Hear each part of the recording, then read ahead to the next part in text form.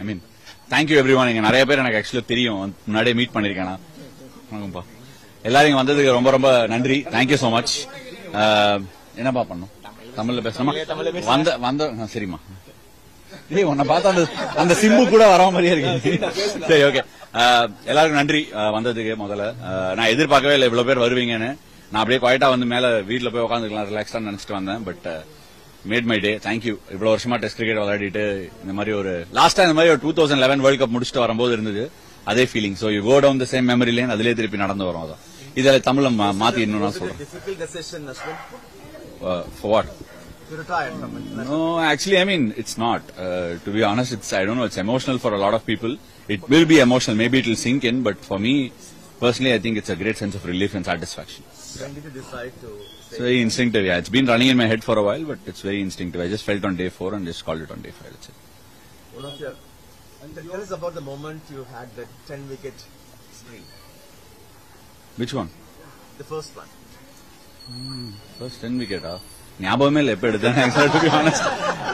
To be honest right, நம்ம எல்லாருமே வந்து நம்ம கரியர்ல we all keep going through a lot of things. இது கிரிக்கெட்டருக்கு மட்டும் இல்ல, பட் ஜென்ரலாவே சொல்றேன்.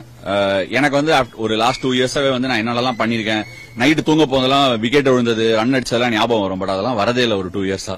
சோ அதுவே ஒரு கிளியர் இண்டிகேஷன் தட் நம்ம வந்து அடுத்த பாதைக்கு போனோம் அப்படிங்கிறதுக்கு. சோ என்ன பொறுத்த வரைக்கும் அவ்வளவு பெரிய முடிவு இல்ல, நம்ம அடுத்த பாதைக்கு தான் போறோம். we are not done with anything. Have you wanted to become the captain to lead the team? என்னங்க? To lead the Indian team as a captain? இனிமே முடியாது. இல்ல, பட் அவ்வளவுதான் எனக்கு ஒன்னும் ரிக்ரெட்டே இல்ல. I have zero regrets. அந்த மாதிரிலாம் வந்து நான் நிறைய பேரை பாத்திருக்கேன், டிஸ்டன்ஸ்ல இருந்து பாத்திருக்கேன், ரிக்ரெட்ஸோட இருப்பாங்க. அந்த மாதிரி ஒரு லைஃப் வாழறதுக்கு நான் தயாரில்ல. எனக்கு ரிக்ரெட்ஸே கிடையாது. என்னங்க பார்த்தா தெரியலையா? சின்ன இருக்கேன். இதுக்கு மேல என்ன வேணும்?